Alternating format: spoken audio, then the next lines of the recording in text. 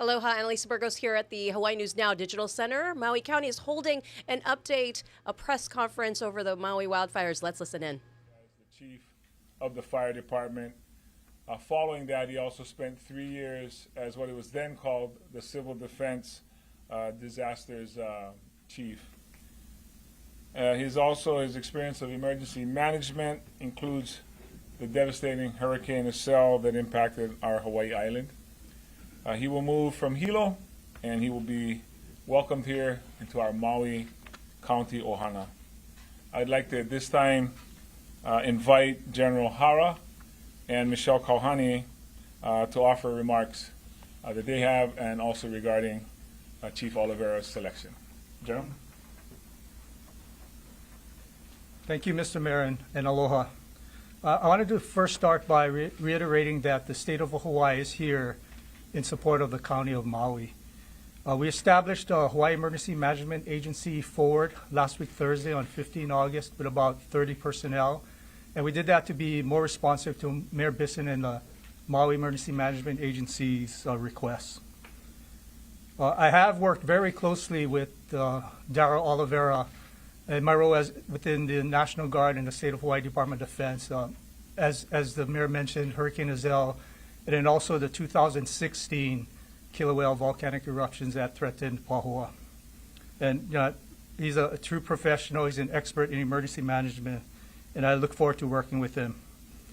Lastly, I want to address some of the things that the Joint Task Force 5.0 is doing, so with the issues with water in the county. So currently, they deployed an 800-gallon water distribution capability at the intersection of Kula Highway and Cop Road that the public can draw from.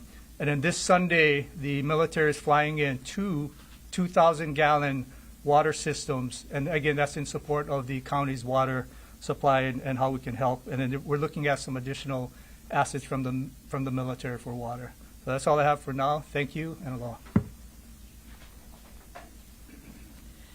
Thank you for the opportunity. We at the Hawaii Community Foundation stand in strong support of our mayor and all of the folks here on Maui as we continue to raise support through the Maui Strong Fund. Also want to just thank Darryl for his leadership and being here. We have worked closely with Darryl over the years. He's a member of the Hawaii Community Foundation's Hawaii Island Leadership Council. And so we know that both his background and his strong character will be helpful as we move in the days ahead.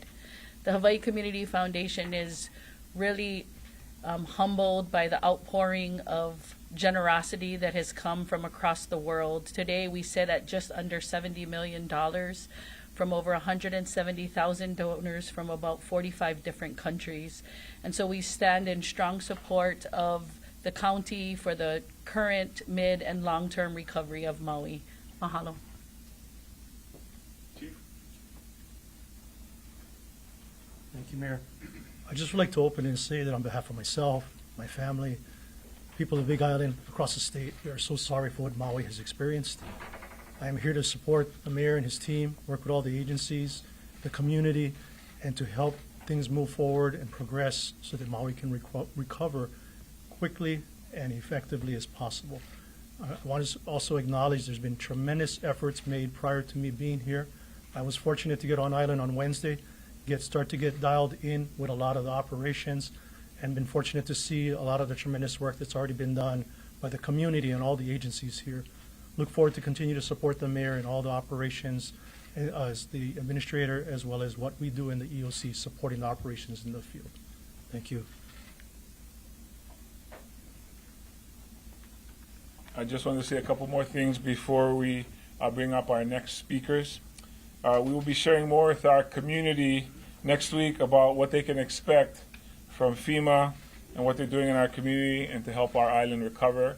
We will give you notice of that, the media that is. I want to assure everyone that the county is in coordination with our partner agencies, which includes FEMA. We're working directly with them to help guide all of the necessary efforts in an appropriate and responsible way. We continue to be mindful of our families that still have unaccounted for loved ones. I'm grateful for the outpouring of care and of the support that they are all receiving. I'd ask Chief Pelletier to address you before Special Agent Merrill. Chief. Again, aloha. And again, we absolutely need your patience, continued prayers, and we need to persevere.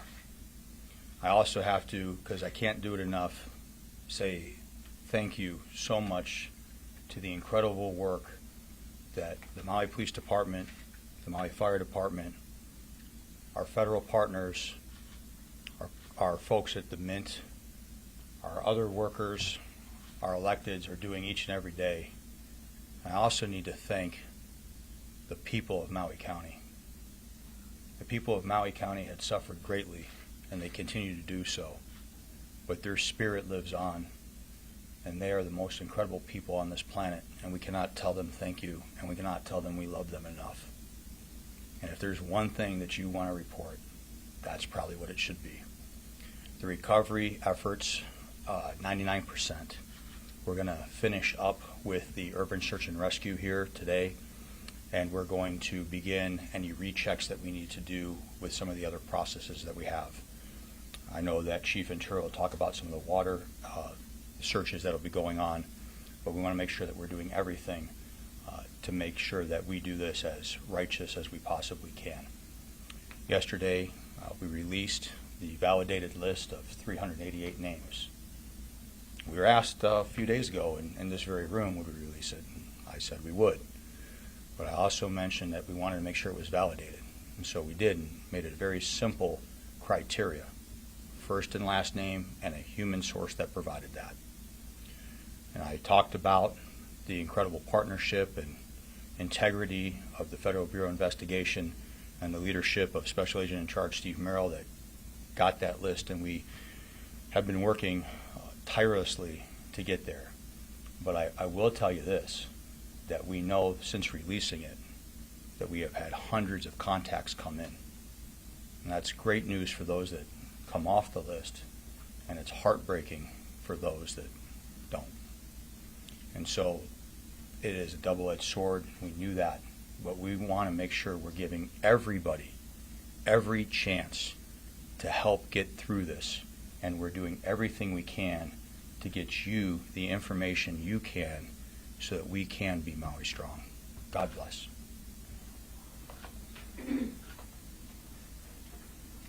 Good afternoon. The FBI remains a big part of this process. We're thankful that we are able to play a role in this process. We're thankful that we're able to support the County of Maui and the Maui Police Department for a couple of reasons. One, because the FBI has resources that we're using that can help in this situation. And two, because we are part of this community as well. As Chief Pelletier mentioned, the list of 388 names, which came out last night, has already produced a great deal of information. We're collectively very thankful to the people who have reached out by phone, by email, and provided more information. The process that we undertook from the beginning allowed us to collect a lot of information very quickly, but a lot of that information, as I mentioned in the last press conference, didn't contain enough detailed information for us to work off of. As Chief mentioned, the 388 names were names that we had more information on. That's why we released that first. That being said, I don't want to lose sight of the fact that we still have hundreds of other names where we still need more information. This 388 names are a subset of a larger list. We care about every single person on that list, and we will not rest until we know how each of those people are doing on that list. Getting back to the 388, again, thank you to everyone who's reached out. It has enabled us to quickly, and I say that within 24 hours, that list came out last night, get 100 people or more off of that list. They were found safely, reported to be safe and sound. Again, we don't take that for granted. We still understand that there's hundreds more that we're still looking for, and we will not stop until we find those people. So please be patient as we get through that list. But this has enabled us, as we get someone off of a list, to devote more resources to those that are still on the list, and that's what we plan on doing. We also welcome additional people being added to the list because that's information we didn't know before either. If you and your family are looking for someone still and haven't reported it, we want to know that so we can work together as a group to find those people. I also don't want to lose sight of the fact that we've gotten thousands of reports, and again, we thank the public for providing that. Of these thousands of reports, we have been able to find at least 2/3 of them already to be safe and sound, and that is a success. But again, doesn't diminish the fact that we're still looking for many other people. The FBI remains in this fight, and we will stay as long as the chief and the county need our help and our resources, and we're happy to do it. Thank you.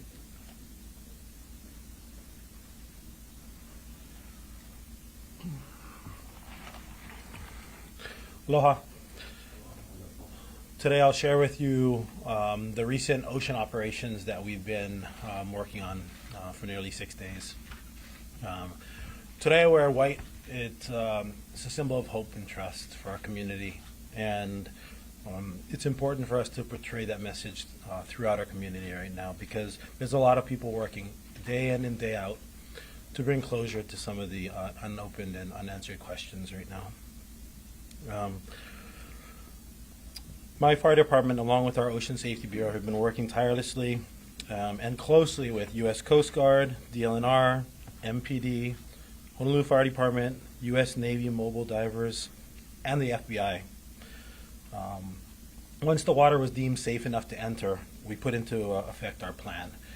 Today makes day 6 of our diving operations, where we approximately put 40 to 50 personnel in the water every day. We started last week, Saturday and Sunday, in the harbor area, and cleared that area prior to going to the open ocean and the shorelines. On Monday and Tuesday, we created a plan and we gridded out areas of concern along the shoreline there. Starting Wednesday and Thursday, we searched along the shoreline up to 30 feet deep, and we so far have cleared 50% of the coastline between Puamana and the north end of the concerned area. Today they're continuing to dive in the water. The 50% that they're concentrating on now is going to be from the harbor south to Puamana area, and we'll get a report back at the end of the day to see if they were able to close that last 50% of the search area. Thus far, we have not recovered any bodies. However, we've accounted for a lot of personal effects that have been shared and passed on to the police department. As we continue to do our operations there, we'll work closely with all of our partners and to provide a good, complete coverage of the area. The area is significant concern offshore where the people were well known to be going in the water was searched to a very, very, very high level of degree with a saturated number of personnel in that area, and they were basically leaving no stone unturned as they went through that area to look for any types of artifacts, remains, or personal effects. We anticipate possibly doing ocean operations through tomorrow, and if that does occur, we'll let you know the results of them. Thank you. Thank you, everyone. At this time, we'll take questions from members of the press. I ask that you raise your hand, identify who you represent, and then we'll have the appropriate speaker. Gentleman here in the gray, followed by you in the white sweater and in the blue checker. Sure. Ben Tracy from CBS News. This is for either the police chief or the FBI. It's about the list of the unaccounted for. I'm curious, between the people who have come onto the list and have come off of the list, where does the list stand? How many people are you now assuming are unaccounted for? So the question is comparing before the list was produced with the names and where we are today, where do we stand with current information? Chief? Yeah, I'll just clarify. So you put out the list of 388, and you said some people have come off the list very quickly, but you've also added people to the list. So where does the list stand? How many people are on it? Okay. Where does it stand with how many people on it with the changes? It's a great question. I asked that same very thing. And so let's just be very transparent with this. We have to vet each and every person calling in to make sure that, one, it's the person that put them on, and are they the person that can actually do that? Here's a reference number with the name that we put out. What people didn't understand, and I'll clarify on this, we had the data buried with that reference number so that we've got that. Actually, the FBI has that repository. And so we want to do an updated list. We want to get that as quickly as possible, but you've heard me say this over and over again, and I'll continue to use this almost as a mantra. We're going to do it right, not fast.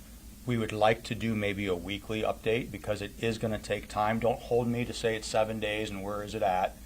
Well, we're shooting for that. That's kind of a goal that we think we might be able to maintain. The exact number right now, I don't have it because they are literally making those calls, and I wouldn't be shocked if calls didn't come in or emails come in as it was going. But we don't want to take somebody off too quickly. We have no problem adding somebody on, but we want to just make sure that we get it right. One of the sources that came in, and I'll share this without saying who it is, but it actually came from another country. And they said, this is my father, and they circled where they lived. They gave photos, they gave numbers, they gave a whole lot more detailed than we had. And so those things are beyond helpful. And again, if it's a legitimate family member, friend that you have, please get that information to us because that's how we're going to get to where we need to go. And just to follow up on that, of the 388 that were on the initial list, how many people ended up being alive? We're still going through that. We're still going through that because we're validating that they're actually alive. So let's get the contact so that we can make that call because we don't want to be premature just to take them off. Unfortunately, people are not as honest and reporting with integrity when they call in. People are, taking advantage of folks, and so we want to make sure that we validate that. And so that's really part of the reason we can't come in here and a day later say, oh, we wiped it down at 150. That's not realistic.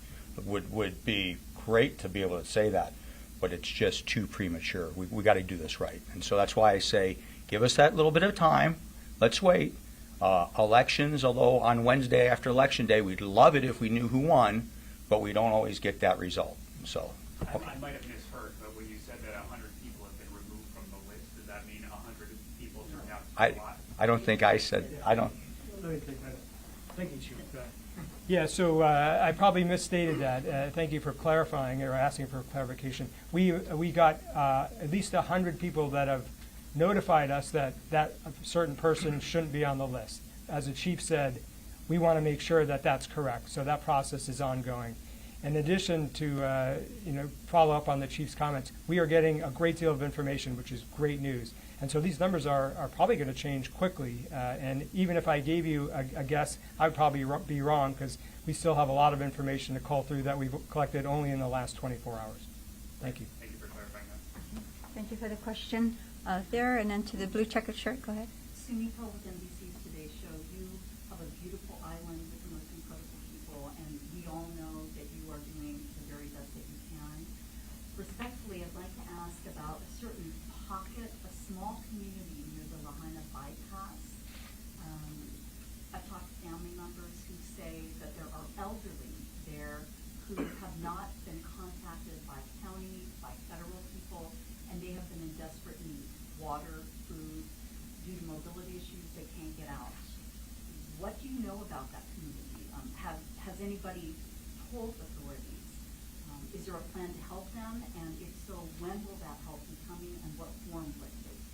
So the question is, with all that's going on, there's a community near the Lahaina bypass, reportedly made up of seniors and elderly who seek information and update and perhaps assistance. Are we aware as a county? I'm just trying to make sure I got the question right. Are we aware as a county and what can be done for them? Mayor?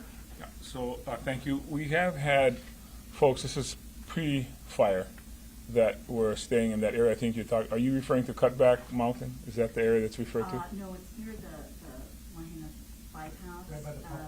And By the park. homes, yeah, that have not been burned, Okay. but are within the restricted zone. So we are aware of some people who stayed in their homes and their homes were not destroyed. And some of them were not comfortable leaving their area because they thought they would not be let back in. We've opened the road for a while now, so that's not the case any longer. So people have access. We gave away free fuel to people who needed fuel. We've given away free food and water. That's been made available. Now, we haven't gone house to house, I will say that, but others have. Other organizations have gone house to house. We've taken in showers for people that don't have running water. We've taken in porta potties for people that didn't have that. So I would be surprised to learn that people have nothing to them because, you've probably checked Lahaina yourself. You've checked Gateway, Napili Plaza. Those are places that were stood up by the county, and those are goods that were sent there were made available to anyone and everyone that wanted to have them. There are at least 6 other hubs in addition to those pods of places of distribution that were there. So as far as people not going to them, the services are available. We do want to service every one of our communities, and we've done everything we can to do that, and people, again, have gone out to do just that. So I would encourage them to perhaps contact us if they're able to. We can send people to them for sure, but the foods and the services have been made available to everyone there, certainly by now. And it was made earlier. It was made available earlier. So if there's a contact person, we'd take that name down and we'd make sure we take people out. And I'd like to clarify that they say they have received help, but only from volunteers in the community who have been taking those items into them. So who should family members contact with the county if they want direct help? So we have different people doing different things, but the American Red Cross is, of course, one of our partners. Our Department of Human Services, Housing and Human Concerns, I should say, they've been helping. The volunteers that you're talking about are folks that the county has put together. We've driven out the buses of volunteers to go into the different areas, especially those distribution centers, and have gone out from there. So I'm glad to hear that they're getting services. We can get them more. Contact our office. MauiCounty.gov is what we've told everybody to do if they have access, and I know some people don't, are not able to get online. But I would say to them that we will send services out to them just as soon as we know what they need and where they need it. And so the whole point of my question really is to make sure that whoever needs help in this area gets it. And they have specified, the families have specified that these volunteers have nothing to do with the county, that they are literally people who live in neighboring communities and have called in resources. Okay. Yeah, I wasn't suggesting that they work for the county.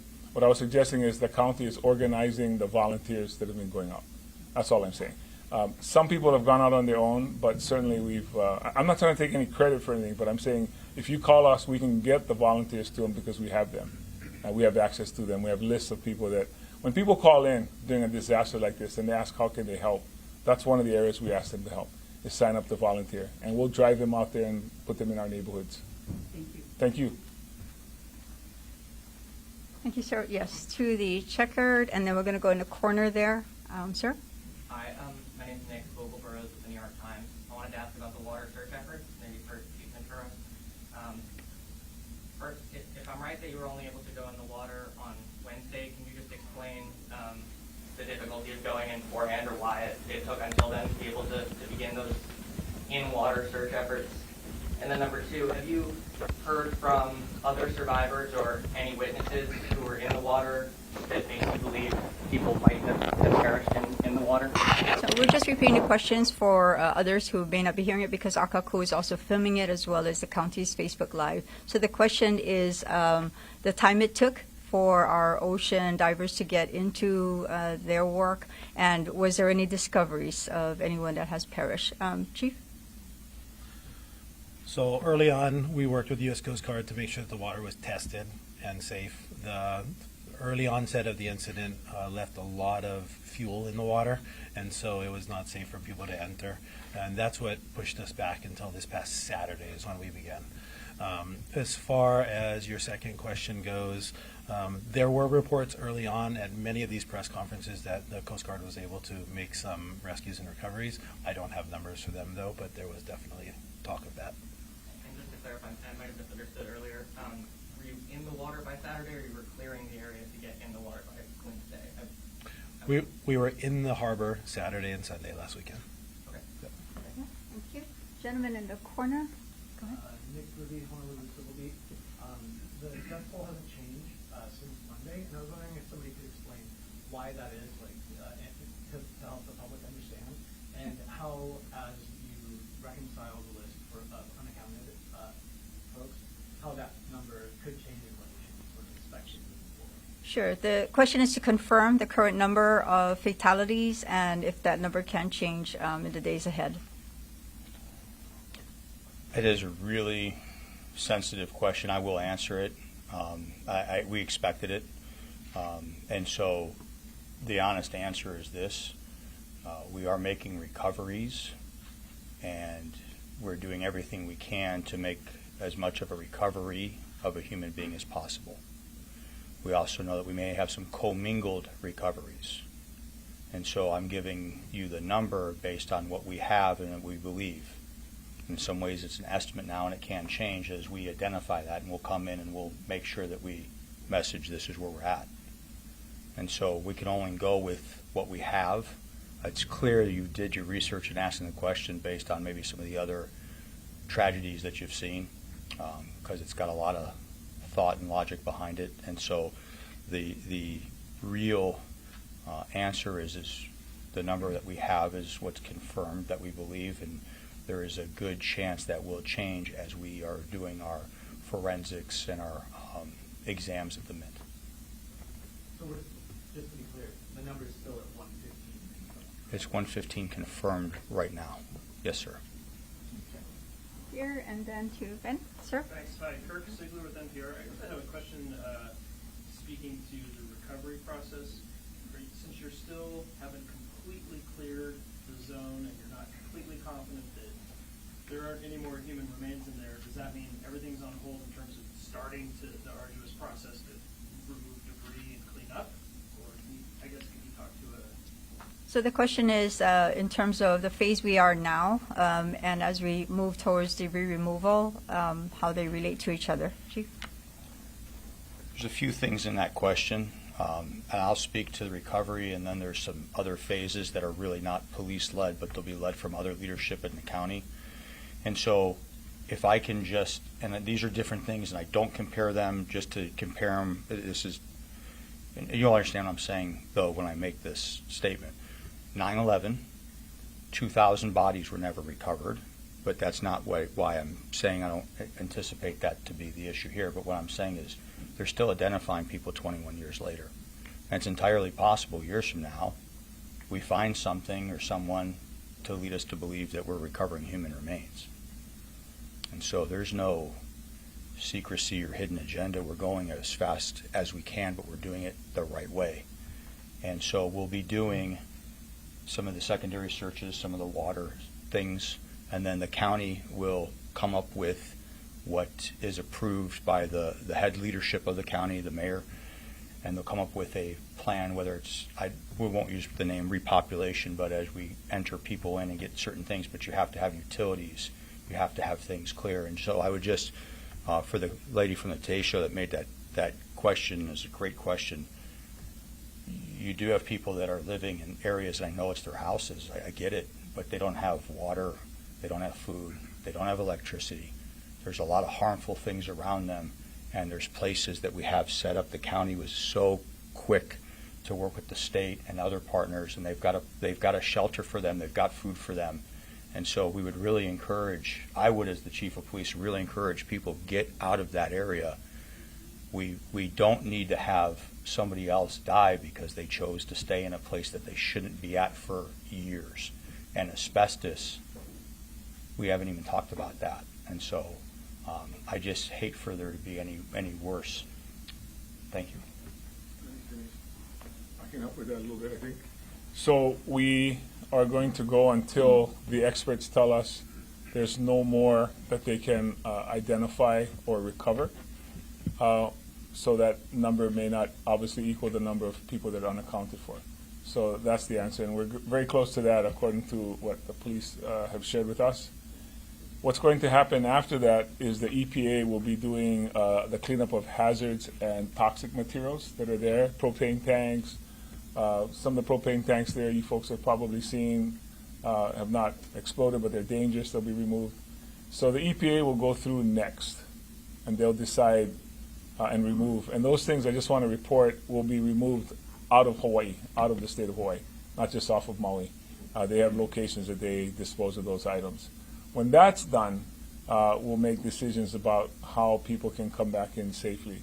But before they can come back in, inspectors have to come from the Department of Health and from the building and planning departments to determine if there's a structure, what degree of safety that structure is, and if there's anything either in the soil, in the ash, in the air that makes it dangerous. So we have to have two types of inspectors come through, and they're going to put a color-coded flag on each property, and they're going to determine what the safety level of that is.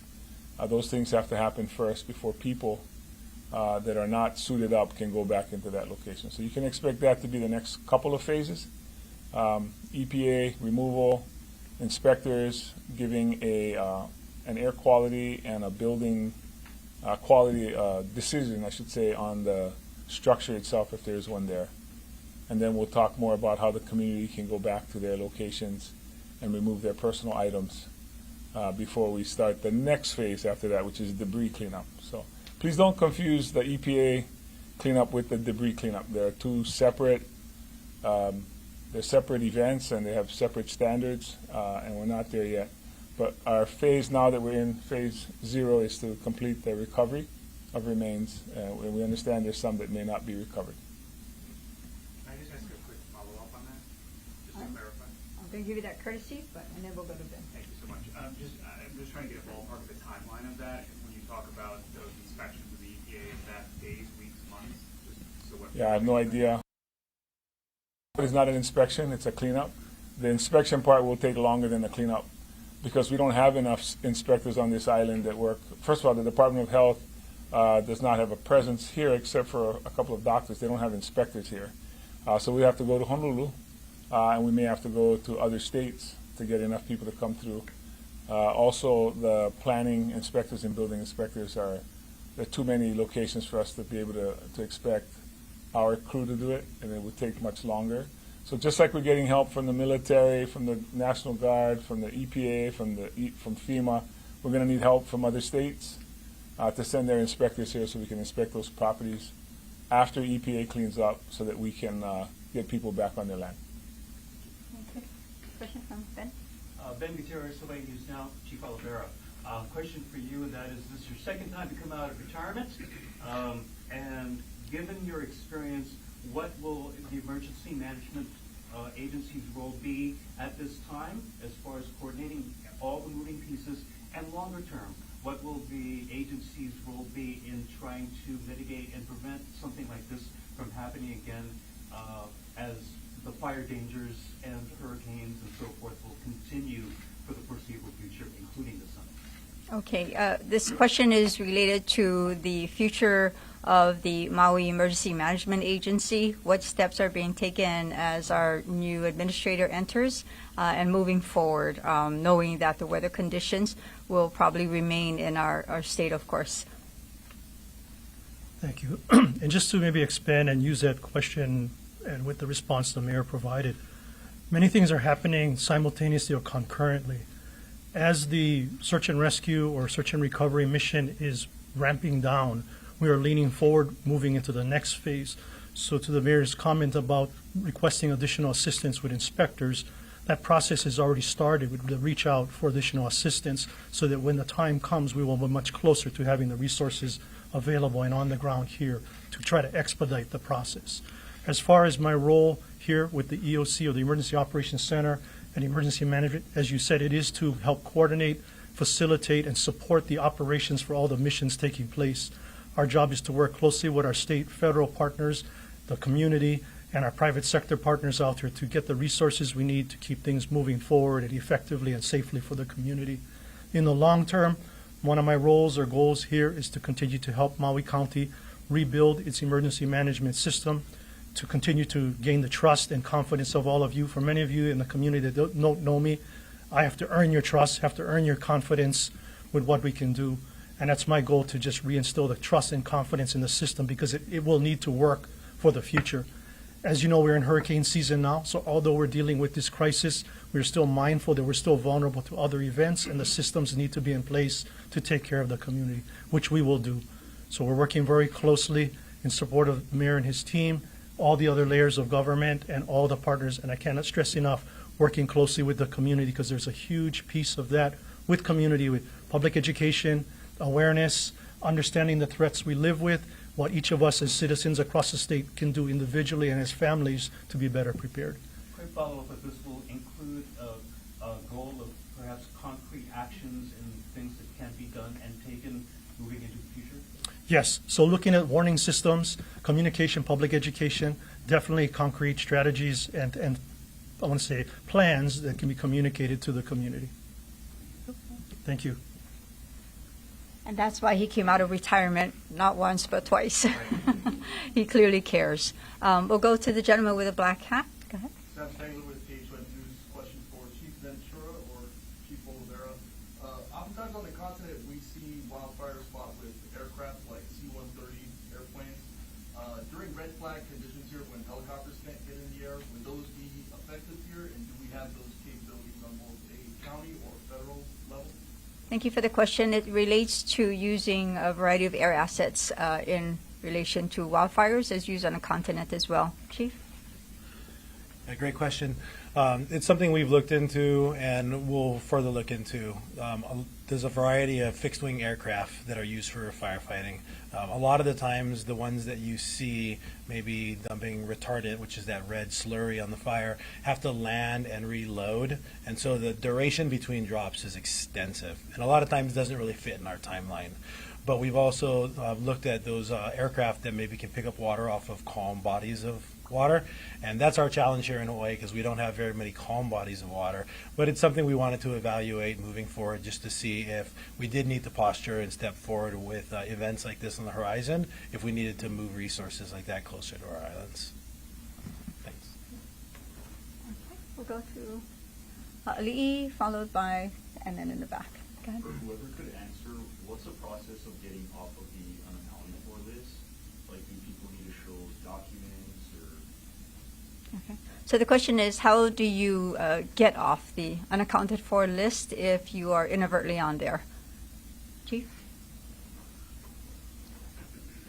It's going to be a little easier putting people on the list than taking them off.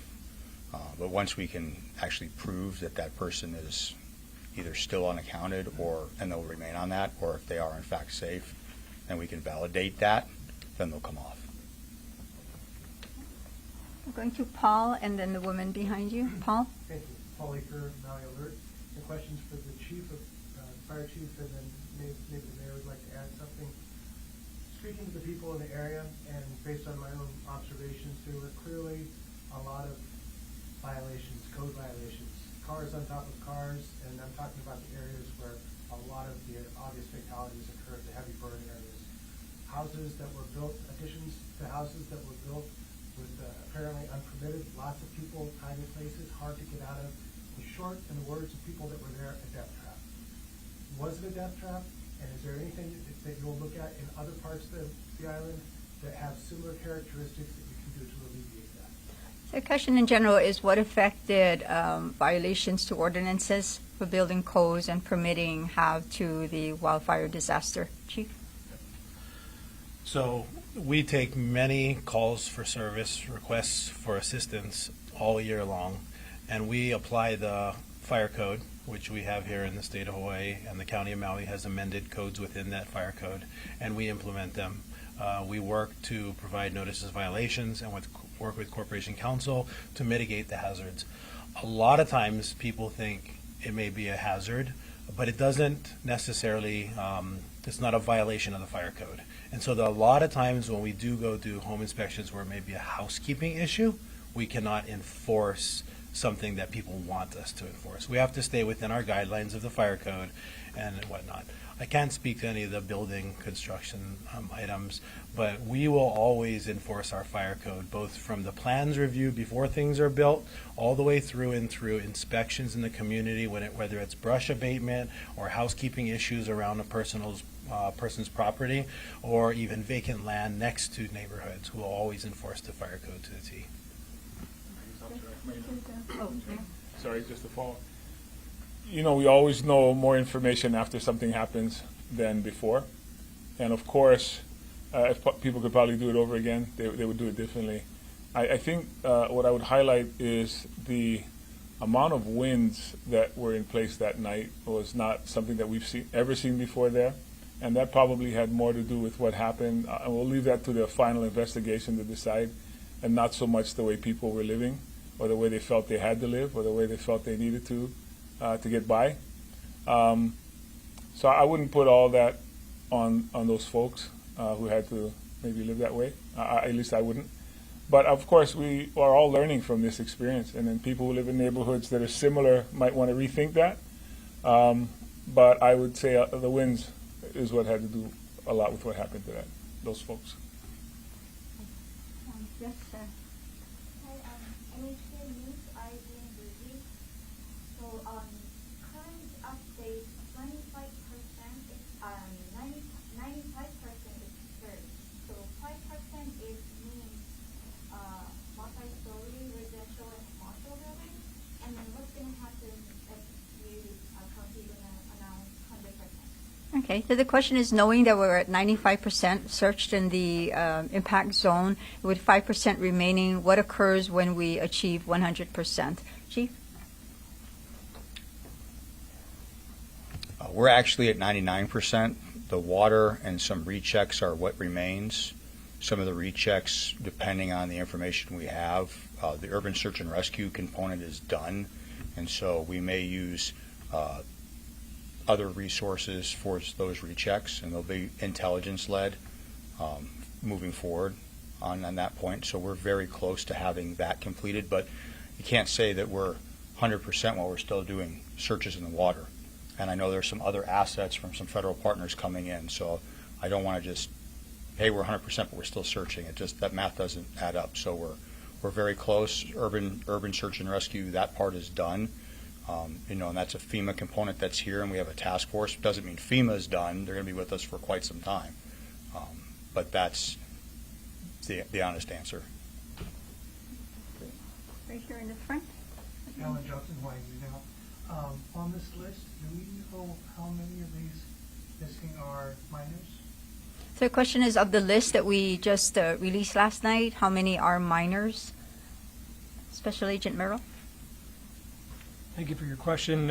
When I last spoke to you, I announced that on our list, we assumed that there were minors on the list, but didn't know it for sure because we lacked dates of birth on many of the names.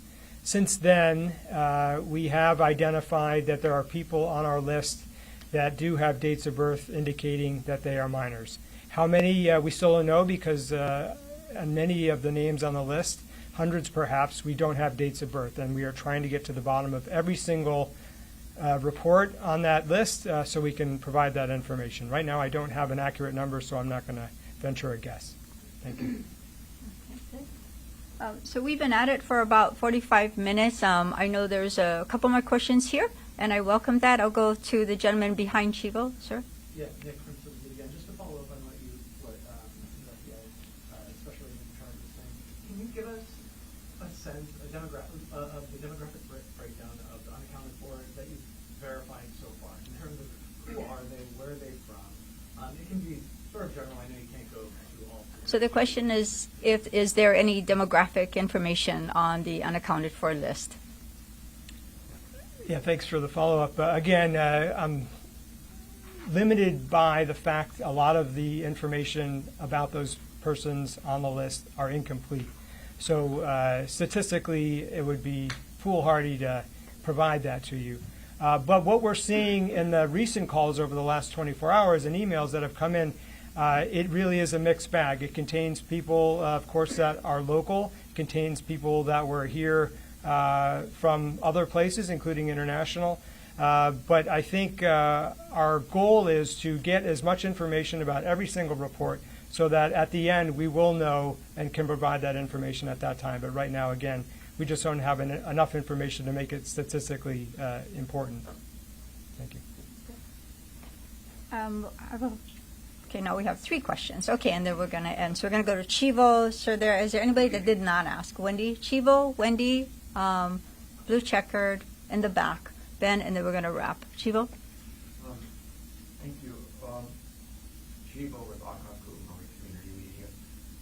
Earlier in the press conference, when the mayor mentioned working with FEMA, I have spoken with a number of people that, for some reason, have a great deal of mistrust to some of the agencies, the federal agencies. And as unreasonable or reasonable as it may be, it doesn't strike me that they will be approachable without some kind of some help. Is that what you were referring to when you were talking about working with FEMA and the agency? Sounds like a question for Mayor. The question is working with FEMA and the potential for mistrust from our community of the agency. Mayor? Sure. Without knowing the exact concern of that citizen, I would just say FEMA has been here. They have maybe over 1,000 people that they've brought in with them. They have the FEMA Disaster Center set up.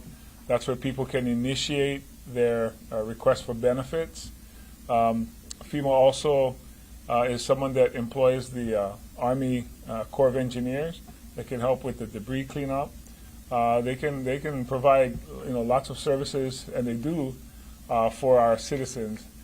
Without knowing the basis of the mistrust, maybe someone's been through something before and they didn't receive good service. I don't know, but I can tell you with the visit from the president and with the director, the head of FEMA in Washington, D.C., who's visited us twice, and they've given strict orders to the regional FEMA director, who is Bob Fenton, and Bob will be at our next press conference. He will be here next week whenever we hold one.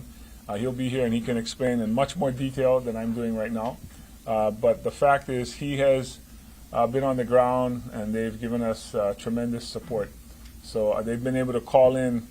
We would still be at probably 25% of searching if we were doing it ourselves with the Maui Police Department or whatever assets we had in the state. I think they brought 5 teams of search and rescue, urban search and rescue, and recovery folks. That was all delivered to us by FEMA. So I would just say that they've been tremendous partners to us. I would urge every one of our citizens to register because there are benefits that they deserve to get and they can get right away. Also through the Red Cross, they've also been, I just want to clear up something, the Red Cross has been getting so many donations from around the world, just like the Hawaii Community Foundation talked about, probably at a similar amount that they've gotten. And that money is to go to the people who are impacted. There's a little bit that goes to administration, but the rest of that's what's paying for the 3,000 people staying in the 12 hotels across Maui County right now. That's Red Cross dollars that's come in. And so those monies will go to our people. I know I'm kind of crossing up the federal groups and agencies, but I'm just saying these monies are coming in. People from around the world want to give it to Maui citizens. And we're not set up to give that, to receive it and give it out to people. But those agencies are. And that's how you're going to get it. If you register your families, and because of the amount that they're getting, the amounts that they'll get here are higher than they normally would receive in other disasters. Because there's been as unprecedented as this disaster is, so is the generosity that's coming from around the world. And so I would urge our people to register so they can get those benefits. And those staying at those hotels, instead of staying at a gym, are there for 32 more weeks. It's a 36-week program that these folks had. 3 meals a day. I'm not saying this is ideal, you guys. Folks lost their homes. They lost everything. But we are set up for them through the help of the governor and the agencies that we have.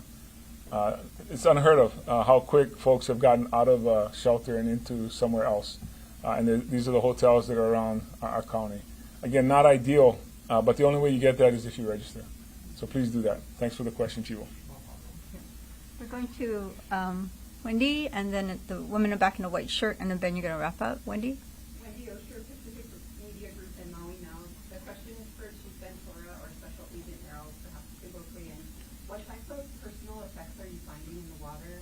And given the amount of people who sought refuge in the water, is there a consensus forensically what is likely to have occurred to the remains of those who were not rescued? The question is about the effects found in the water, what type, and also forensically any information on the possibility of remains found in the water through that, Chief? There's several different types of personal effects being found in the water. I'm not exactly sure the exact type, but you can imagine the types of things coming off of people that jump in the water: jewelry, cell phones, purses, that sort of thing. And all of that's been handed over to Maui Police Department and being preserved right now. As far as forensics and fire and such, that may be looked at in the future. I don't know what the level of damage is on each piece of artifact and personal property being collected, but they will be able to at least hopefully to reach out to the community to in the future do identifications so that we can try to tie some of the people to the belongings. Just follow up real quick on that. I do know that there was a purse recovered, but the person survived, and so we were able to get the purse to them, and obviously that helps because there's the identification, and that was helpful.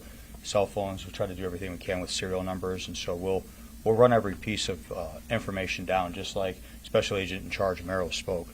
The more information we get, which is key, and what's so great is the community answered that call yesterday resoundingly, and we asked that they continue to do that and provide that information. And so the more information we get, the more we're able to, narrow that focus down. Thank you. We'll go to the question from the back with the white shirt. Maybe this might be a question for the mayor, but can you speak to the 3,000 displaced children in Lahaina? We were told by the Department of Education that 4 of the schools are not operable at the time, and that students would have to enroll in different schools. Some parents were concerned they would have to send their children to the other side of the island. Just wondering if there's any update you can give on the status of these children that have been displaced. Sure. The question is about the children who are students in the schools that are no longer operating in Lahaina. There are upward of thousands of them. Typically, that's a state function with Department of Education. Mayor can help expand. Yeah, I'm not sure if I would say they're displaced. They don't have a school to go to, but we have other schools on the island that has welcomed many students. Some parents have chosen not to send their children to other schools. Some parents have chosen to do school virtually, online. The Department of Education will decide what happens with their schools there. There are just as many parents who are concerned about the air quality and the water. Should they send their child back to school somewhere in Lahaina? That's probably not the best thing to do right now, which is why I think the DOE has not opened their schools. But we have opened our schools and opened our arms to the rest of the island has. In fact, on the first day, when Lahaina students were there, everyone in those schools wore red to welcome them. So I think it's not a matter of not having enough space. I think it's a matter of choice, and it should be for the parents to decide what's best for their children. But I would say we have available schools and space for them if they choose that. We are approaching the 1 hour mark. Our final question will be from Ben. All right, Ben Gutierrez, Hawaii News Now. Mayor Bissen, if I may ask, why did Maui County decide to file a lawsuit against Hawaiian Electric, even as the investigation of the fire and everything else? So the question is regarding the lawsuit that the County of Maui filed against Hawaiian Electric. For that question, we'll turn that over to Tori Takayasu. Hello. Thank you for the question. Victoria. Oh, sorry. Your name. Victoria Takayasu, TAKAYESU Corporation Counsel. The mayor actually did not make that decision. He was conflicted out. So we received an outpouring of support from many municipalities on the mainland that have experienced disasters as well. And through many conversations with them, discussions within our own department, and discussions with what we know of what happened, we believe we have probable cause to go ahead and have initiated that lawsuit. So at our recommendation, we discussed it with the managing director. We presented him our information, and he decided that we can go ahead and file the lawsuit. Thank you. So before we close, I just want to say and thank all of you for the respect that you have given us at each of these opportunities. I also want to say that sometimes the information goes out in not the way we want, but we welcome our ASL sign language interpreter and appreciate the fact that not all of our viewers and all of our recipients of information understand that there are parts of our community who need those services. And I know we've gotten some comments and criticism, but I do want to point that out. We are serving the needs of those not as blessed as we are in the way that we receive information through our own hearing gifts. So I will leave that at that. And thank you, everyone, for coming. We've been at it for an hour. And thank you. Mahalo. All right, and that wraps up the press conference with the Maui County officials and state and federal officials as well. Let's give you a quick recap. You do see there, our cameras are pointed there at the new interim administrator of the Maui Emergency Management Agency, Daryl Oliveira. He is the former Hawaii County Civil Defense Chief, came out of retirement to take on this a very challenging role. You heard our Ben Gutierrez actually ask the question about what he plans to do as he takes the helm for this agency, considering all that he's inheriting. You remember that Herman Andaya, his predecessor, had resigned last week, faced a lot of backlash on that initial emergency response, not sounding the sirens. He remained very adamant about his response during that time. Now we see that Daryl Oliveira taking the lead here, making his first appearance at the press conference for Maui County. Didn't say much, but he did say that he plans to restore public trust and confidence in the agency after, as what we've said, the last few weeks of backlash that the agency had received in those first critical moments of the fire that spread and devastated Lahaina and causing a lot of loss of life. So again, we will see what Daryl Oliveira has to offer as he takes the lead here. So that he came in on Wednesday and his briefing has been briefed on what's going on. Now to the update from the recovery efforts. Still 115 confirmed fatalities, no new ones there, but Chief Pelletier did give an update along with FBI's Special Agent Merrill about that list that was released yesterday of 388 names of unaccounted for people out of that area. And they did say that since releasing that list, about 100 names were reported that they didn't have to be on that list. The police say that they got several calls, hundreds of calls came in, basically saying that the names confirming that some of those people were accounted for, were safe and sound, and that they could be removed. But Police Chief Pelletier said that they are still validating those claims, don't want to prematurely remove them without making sure that the caller's information is accurate. So wouldn't give us any information on what number of people are left on that list. But the other thing, too, the fire department giving us an update on the searches of the waters around Lahaina. About 50% of the area has been searched. No bodies were found, but they will continue those operations tomorrow. So the good news there that they will continue to do the recovery efforts still through the weekend. Again, they are encouraging people to reach out to the resources. FEMA is available for questions. People are not allowed yet into the burn zone to get their belongings due to some hazards there. But again, we will have more on this in our newscasts on HawaiiNewsNow.com. That's it for us here at the Digital Center. Thanks for watching. We'll see you on air.